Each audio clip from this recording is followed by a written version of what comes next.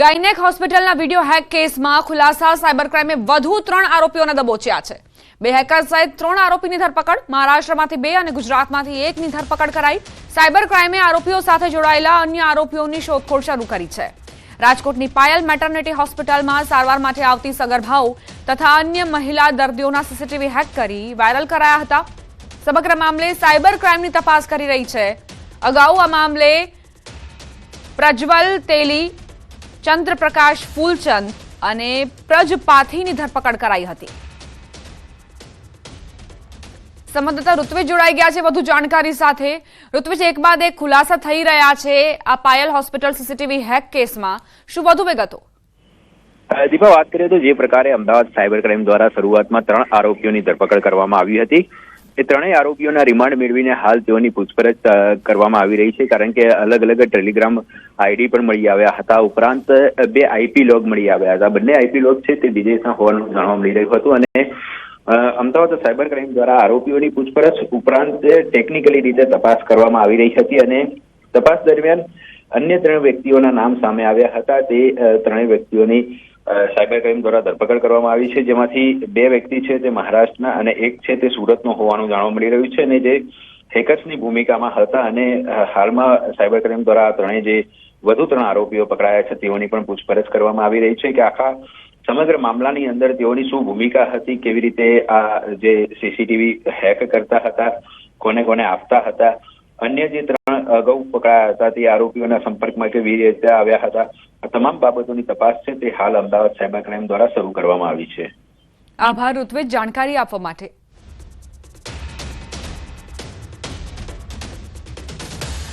અરવલ્લી જિલ્લામાં રાજ્યમંત્રી ભીખુસિંહ પરમારના પુત્રોએ એક યુવકને માર માર્યો હતો। મંત્રીના પુત્ર કિરણસિંહ પરમાર અને રણજીતસિંહ પરમારે યુવકને માર માર્યો હતો। હુમલાની ઘટનાને લઈ કોઈ ફરિયાદ નથી નોંધાઈ, જેને લઈ કાયદો વ્યવસ્થા જાળવવા અરવલ્લી એસપીએ મંત્રી પુત્રનો સંપર્ક કર્યો હોવાની સૂત્રોએ માહિતી આપી છે। સાથે જ સામાજિક રીતે સમાધાન થયાની પ્રાથમિક વિગત પણ સૂત્રો દ્વારા મળી રહી છે। મંત્રી ભીખુસિંહ પરમારના પૌત્રને થોડા દિવસ અગાઉ કેટલાક લોકોએ માર માર્યો હતો, જેની અદાવતમાં તેમના પુત્રોએ વળતો વાર કર્યો હતો। મારામારીની ઘટનાનો વિડીયો પણ સોશિયલ મીડિયામાં વાયરલ થયો છે।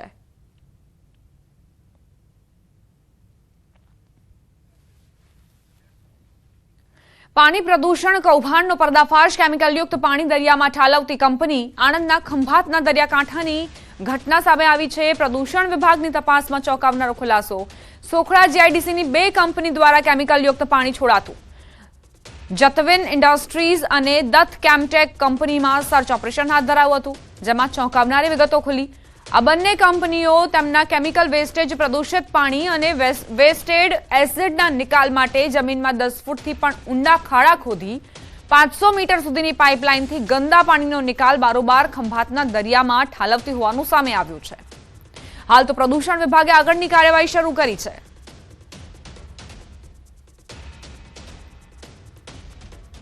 ખંભાતના અખાતના ક્રીકમાં ઇલીગલ વેસ્ટ વોટર ડિસ્ચાર્જ કરવા બાબતની પોલ્યુશન કંટ્રોલ બોર્ડને ધ્યાને આવેલ અને જેના અંતર્ગત 18 ફેબ્રુઆરી અને 19 ફેબ્રુઆરી 2 દિવસ એક્સકેવેશન એક્ટિવિટી હાથ ધરવામાં આવેલ અને જેમાં લગભગ 8 થી 10 ફૂટ ઊંડી પાઇપલાઇનથી ઇન્ડસ્ટ્રીથી ક્રીક સુધી વેસ્ટ વોટર ડિસ્ચાર્જ માટેની પાઇપલાઇનનું એક્સકેવેશન કરવામાં આવેલ અને જેમાં લગભગ 500 મીટર જેટલું એક્સકેવેશન કરી અને ઇન્ડસ્ટ્રી આઈડેન્ટિફાઈ કરી અને 2 ઇન્ડસ્ટ્રી પ્રદૂષણ નિયંત્રણ બોર્ડને ધ્યાને આવેલ। અત્યારે કંપનીનું જતવિન નામ છે, જતવિન ઇન્ડસ્ટ્રી, અને જે જીપીસીબી અધિકારી આવેલા તેમને કાર્યવાહી બી કરેલી અને એ પ્રમાણે લોકોએ અત્યારે ક્લોઝર આપેલું છે।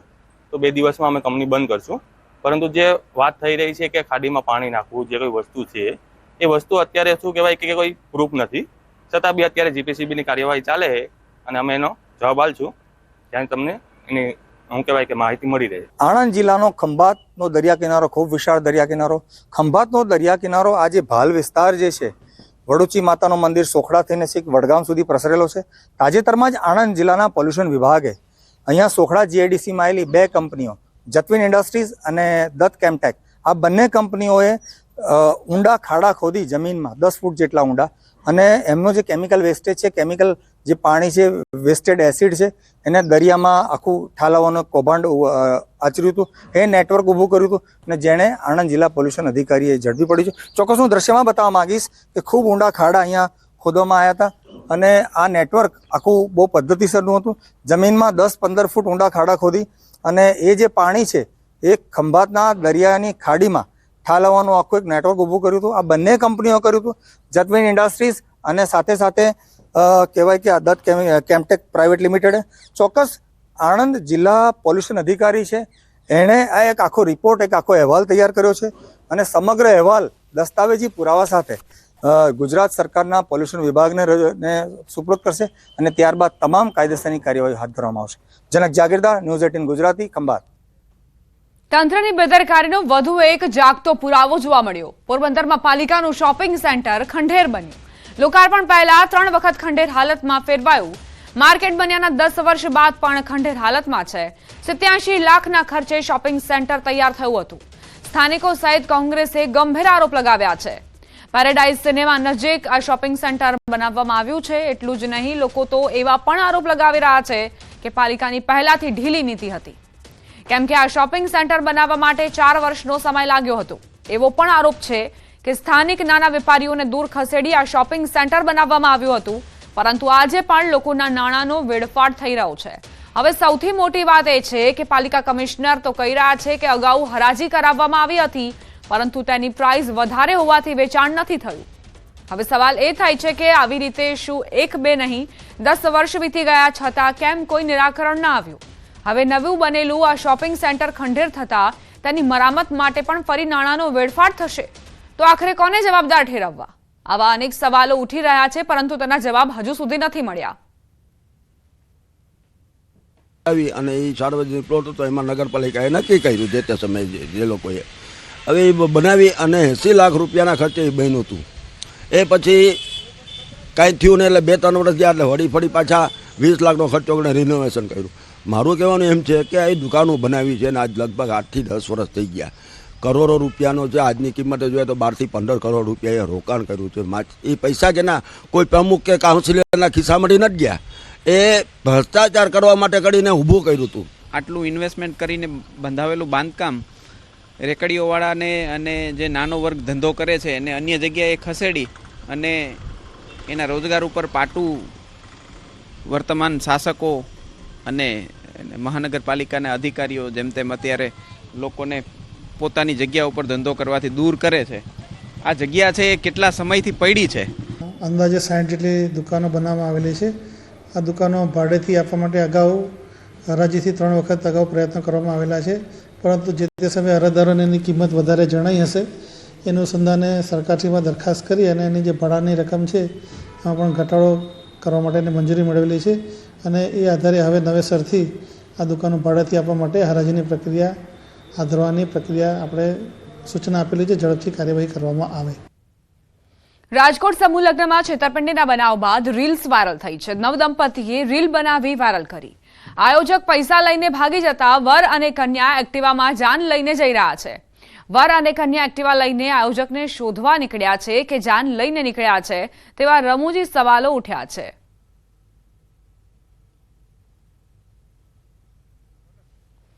રાજકોટમાં 28 નવયુગલો જ્યારે સવાર દરમિયાન વહેલી સવારે પહોંચ્યા પરિવારજનો સાથે, તો આયોજકો જ નહોતા. આખા દિવસ દરમિયાન આ તમામ યુગલો રાહ જોતા રહ્યા કે ક્યારે આયોજકો આવશે અને તેઓ લગ્નના ફેરા ફરશે અને લગ્ન વિધિ શરૂ થશે. જોકે અંતે પોલીસ તેમની વારે આવી. પોલીસે નાગરિકો પ્રત્યે સંવેદના રાખીને અને ત્યારબાદ તમામ જે જોડા હતા તેમના ફેરા ફરાવ્યા અને હવે તેને લઈને વિડીયો વાયરલ થયો છે. ગીર સોમનાથ જિલ્લાના ગુંદાળા ગામના યુટ્યુબર રોયલ રાજા ઉર્ફે દિનેશ સોલંકી પર હુમલો કરવામાં આવ્યો. દિનેશ સોલંકીને 3 કારમાં આવેલા 2 મહિલા સહિત 10 થી વધુ શખ્સોએ કારમાં અપહરણ કર્યું અને ત્યારબાદ કારને ગોળના રાબડા પર લઈ જવાઈ હતી, જ્યાં તેને ઢોરમાર મરાયો હતો. તેમજ ગળામાં પહેરેલ સોનાની ચેઇન અને 28,000 રોકડા રૂપિયાની લૂંટ ચલાવવામાં આવી હતી. યુટ્યુબરો વચ્ચે જૂના બંદૂકના કારણે માર મારવામાં આવ્યો. તેમજ ફરિયાદીએ જણાવ્યું કે હુમલાખોરોએ મારતી વખતે ટિકટોક સ્ટાર કીર્તિ પટેલને વિડીયો કોલ કર્યો હતો અને કીર્તિ પટેલે કહ્યું કે રોયલ રાજાની મૂછ અને વાળ કાપી નાખો, જેથી હુમલાખોરોએ મૂછ અને વાળ કાપી નાખ્યા અને મૂઢમાર માર્યો.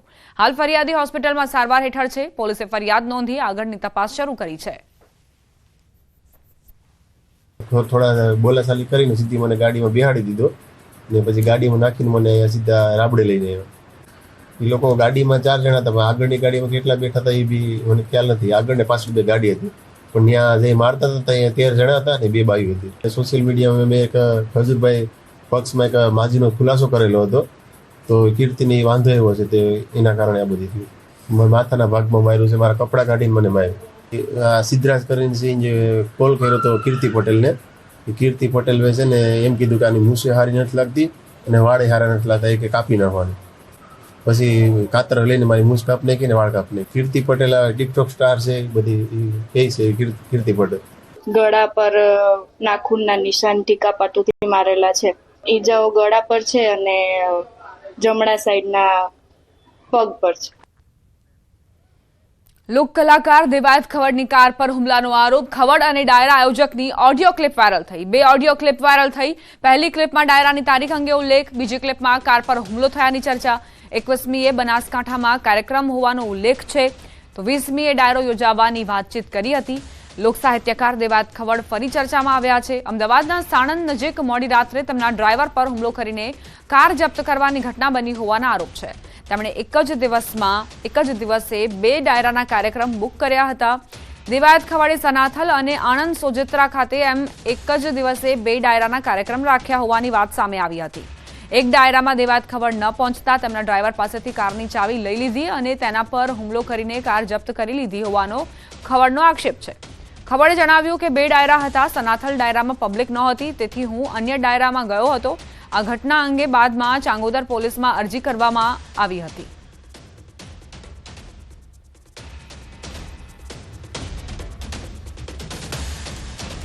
જો 20 તારીખ ખાલી છે ભગવતી, 20 તારીખ રહીને 12 વાગ્યા પછી તિથિનો ટાઈમ થઈ જાય, પૂર્વ સંધ્યા ગોઠવી નાખો 20 નો. હા, એટલે મને તમારો આગ્રહ છે એટલા માટે કહું છું. મારે પણ તો 20 ખાલી છે, જો લિસ્ટ ખોલીને બેઠો છું. 21 તારીખ મારી લીધેલી છે. હા, અને બનાસકાંઠાની તો 20 તારીખ નું કન્ફર્મ કરી નાખો. હા, કરી નાખો કન્ફર્મ. હા, 100% કરી નાખો. 12 વાગ્યા પછી 20 એટલે તારીખ થઈ જ જાય આપડી. હા, થઈ જાય બરાબર ને? હા, ડન પાકું. હા, તો 20 ફાઇનલ કરો. હા, કરી નાખો. તમારી તો જે તમારા બીજા કલાકારો સેટ કરો કરી નાખો. તમે બધું છોડો, મારી માથ મૂકી દો. સ્ટેજ બનાવીને રાખજો. સાઉન્ડ આવી જાય, બધું આવી જાય. હલો. હા, શું મેં કર્યું છે ભાઈ? તમે આ ગાડીનો કાચ ફોડ્યો તો પછી મારે કલાક કદાચ મોડું થયું. મેં તમને પૈસા નક્કી નથી થયો દેવાય ખબર કે આટલા પૈસા ઉલે છે. સંબંધમાં મેં હા પાડી અને તમે ગાડી આડી ઉભી રાખી, ગાડીની ચાવી લઈ લીધી. મારા બે લવપુરથી સોગન, જો હું એવું હલકું કૃત્ય કરતો હોય ને તો તમારા ભાઈ ભત્રીજો હારે હતો ત્યારે એકડા થાર આડી ઉભી રાખી દીધી. તમે કાયદેસર મારી આબરૂમાં હાથ નાખ્યો છે. હું બોલ બચ્ચન નથી. આજ દી સુધી જીવો છું કરીને દેખાડ્યું છે. પ્રોગ્રામ ગયા હું સંબંધમાં હા પાડીને આવ્યો હતો. તમે તૈયારી ન રહ્યો ને તો માતાજી નામ છે. એટલે પણ એમને હાવ આવી ના ગઈ. એફિડેટ કરેલો કાઠી દરબાર નથી. તમને હજી કહું છું, બોલ બચ્ચન નથી ફોનમાં બોલવાળો. મારી ગાડીનો કાચ ફોડ્યો, તમે મેઘરાજ ને બોલાવ્યો. 4 એકડા થાર કોની છે? રામભાઈ ની છે ને થાર?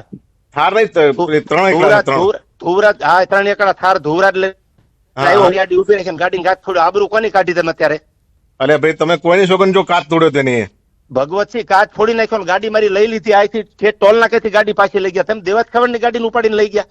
હું કાઠી દરબાર છું, એફિડેટ કરેલો છું. મારી આબરૂ તમે અત્યારે તમે તમારું શું કર્યું જાણ મને કહો. અરે હું કલાક મોડો પડ્યો. મેં તમારી આવીને તો મેં ખાધું તમારું બટકું. હું હલકો થોડો છું અને કદાચ મારે મોડું છું. તમારે એમ કહેવાનું હતું દેવાત જો વાટે બેઠો આવો તમે ગમે એટલા વાગે. આપણે કેટલા ફોન કર્યા, તમે કોઈ ફોન પણ હું ગાવા બેઠો તો માતાજીના સોમ કે મારા છોકરાની ફોન મારા ખોલામાં તો મેં નીકળીને ફોન કર્યો. 150 ગાડી હાકું છું ડિફેન્ડર. મેઘરાજ છે ફોન આવ્યો તો કીધું, મેં કીધું ભાઈ હું પહોંચું છું, અસલેલી પહોંચી ગયો છું. અરે જે પતિજુ કામ હવે તમારે શું કરવું છે એમ કોને? મારે બાજવાનું છે, મારે નથી ક્યાં કરવાનું. એ ગાડી પડી, આપણે લડી લઈશું બે ભાઈ. મારે નથી ગાડી જોતી. સારું, ચલો, ઓકે, રેડી. હા, તમે તૈયારીમાં રહીજો ફૂલ. ભલે. હા.